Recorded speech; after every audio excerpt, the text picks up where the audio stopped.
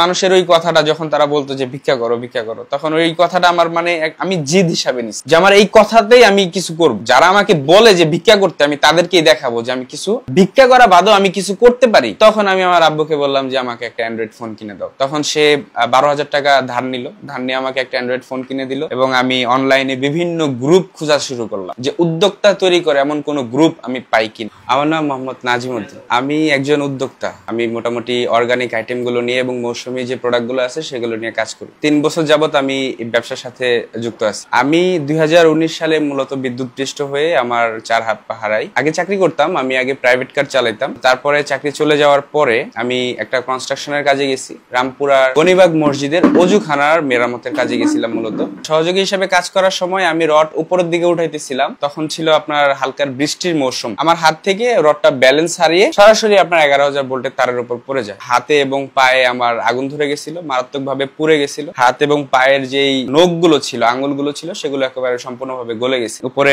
আমি পড়েছিলাম। আমাকে মাদ্রাসার থেকে হুজুররা গিয়ে কাছে যখন গেছে তখন তারা দেখতেছিল যে আমার মুখ দিয়ে একেবারে ফেনা বের হয়ে গেছে। তবে আমি সবকিছু আর কি ভিতরে শুনতেছিলাম যে আমার এই অবস্থা হয়েছে। আমি বুঝতেও পারছি যে আমাকে হয়তো কোনো বড় কোনো সমস্যা হয়েছে আমার। তো হুজুররা যখন আমার নাকের এখানে হাত দিয়ে দেখতেছে যে নিঃশ্বাস চলতেছে না, তখন হয়তো তারা ভাবছে যে আমি হয়তো আর নাই, মারা গেছি। তখন তারা বলতেছে, বলা বলি করতেছে যে ও বেঁচে নাই, মারা গেছে। এই কথাগুলো আমি আবার শুনতেছিলাম। তখন আমি যে কোনো রেসপন্স করব ওই সিচুয়েশনটা আমার ছিল না। আমি কিচ্ছু বলতে পারতেছিলাম না, শুধু তাদের কথাগুলো অসহায়ের মতো শুনতেছিলাম। আমি মূলত 3 তলার উপর অ্যাক্সিডেন্ট হয়েছিলাম। যখন তারা ধরে নিচের দিকে নামাইতেছিল তখন আমার ব্যথা অনুভব হয়েছে। শরীর যে পুড়ে যাওয়ার কারণে জ্বলতেছিল প্রচুর পরিমাণ। ওই ব্যথা এবং জ্বলার কারণে আমি চোখ খুলে ফেলি হঠাৎ করে। এর আগে আমি ফিল পাচ্ছিলাম না। আমার কাছে মনে হইতেছিল যে সবকিছু শুনতেছি কিন্তু আমি কিছু বলতে পারতেছি না, চোখ খুলতে পারতেছি না, নাড়াচাড়া করতে পারছি না, কিচ্ছু করতে পারতেছি। যখন আমাকে তারা নিচে নামাইতেছিল ব্যথার কারণে আমার হঠাৎ করে চোখ খুলে গেছে এবং আমি তাদেরকে বলতেছিলাম যে আমার কিচ্ছু হয়নি, আমাকে একটু তাড়াতাড়ি মেডিকেলে নেন, আমি বাঁচতে চাই। তখন তারা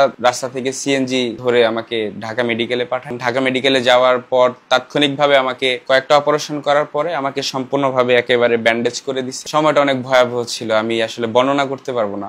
আমি 4 মাস ছিলাম হসপিটালে। 4 মাসে আমার মোট 9টা অপারেশন হয়েছে। 8 লাখ টাকা লাগছে আমার চিকিৎসার খরচ।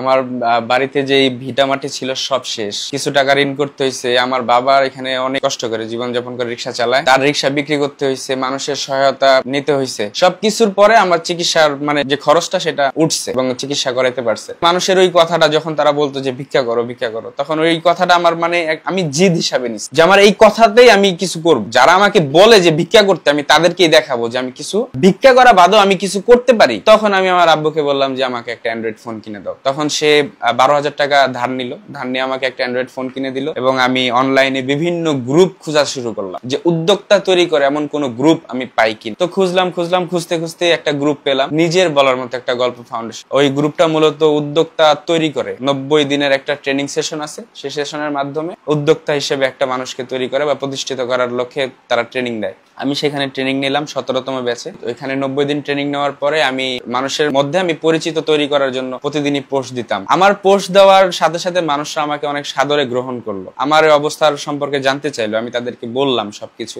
তারপর তারা বললো যে ভাই আপনি যদি কিছু করতে চান আমরা আপনার পাশে আছি। আমি তো প্রথম একটা শাড়ি ডেলিভারি করছি, সেখান থেকে পাইছি 100 টাকা। তারপর 2টা 3 পিস দিছি, সেখান থেকে পাইছি 300 টাকা। তখন তো আমার কাছে মনে হইতেছিল যে এটা আমার জন্য অনেক কিছু। আমি তো 2.5 বছর 3 বছর বসেছিলাম, কিচ্ছু করতে পারি নাই, একটা টাকাও ইনকাম করতে পারি নাই। উল্টো আমি আমার বাবা মার কাছ থেকে নিজের পকেট খরচার জন্য কিছু টাকা নিছি। ওই জায়গা থেকে আমি যখন 100 টাকা 200 টাকা 300 টাকা 500 টাকা ইনকাম করা শুরু করলাম, এটা আমার অনেক ভালো লাগা শুরু করলো যে না আমি এখন ইনকাম করতে পারি। আমার তো ভাই হাত নাই, পাও নাই। আমি এই কাজগুলো আমার একেবারে ভেতর থেকে, আমি মন থেকে চাই যে আমি যেন মানুষের সেবা করতে পারি। আমি যেন আমার ভালো প্রোডাক্ট বা ভালো সেবা দেওয়ার মাধ্যমে মানুষকে যেন উপকৃত করতে পারি। ব্যবসা যখন শুরু করছি তখন 1 বছর তো আমি একেবারে কিছুই করতে পারি নাই, মানে আমার কিছু হয় নাই। যেটাই করতাম অর্ডার আসতো না, মানুষ মেসেজ দিত, সবকিছু জিজ্ঞেস করতো কিন্তু অর্ডার কনফার্ম করতো না। হতাশ হতাম কিন্তু থেমে যেতাম না, বারবার লেগে থাকতাম, বারবার পোস্ট দিতাম, প্রতি মুহূর্তে পোস্ট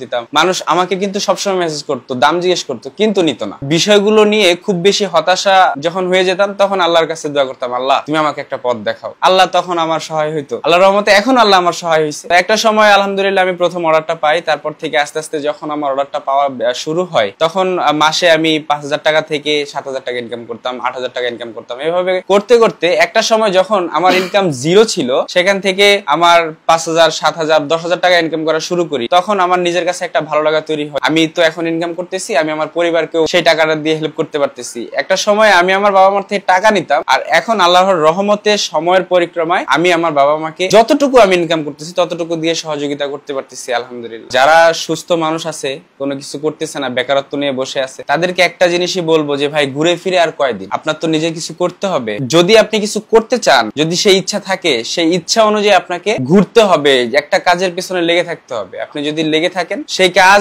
একটা সময়, আপনার 6 মাস আপনাকে কোনো ফিডব্যাক দিল না, কিন্তু 1 বছর পরে ঠিকই আপনাকে সেই কাজটা ফিডব্যাক দিবে ইনশাআল্লাহ।